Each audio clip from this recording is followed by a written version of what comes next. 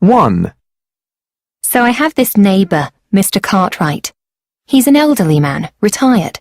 Anyway, I used to think he was really nosy because he sits on his porch all day and watches the people in the neighbourhood. It used to really bother me.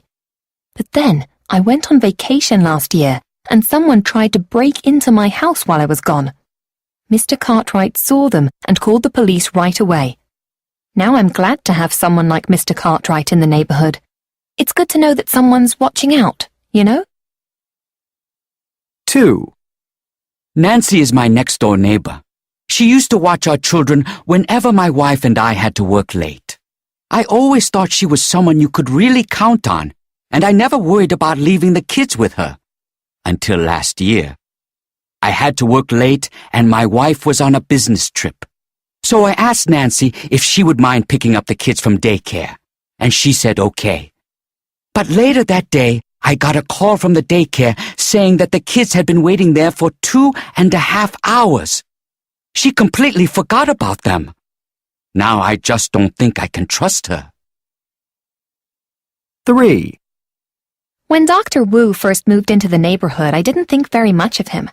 I invited him to a couple of neighbourhood events, barbecues, dinner parties, you know, but he would always decline.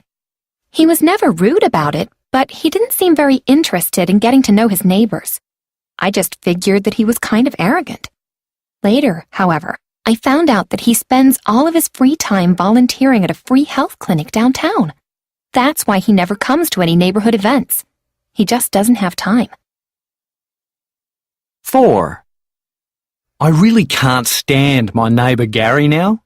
The funny thing is, that wasn't always the case. I used to get along with him really well. He seemed like a quiet, polite guy.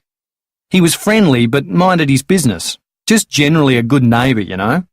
But in the last year or so, he's gotten a new hobby, repairing and riding old motorcycles.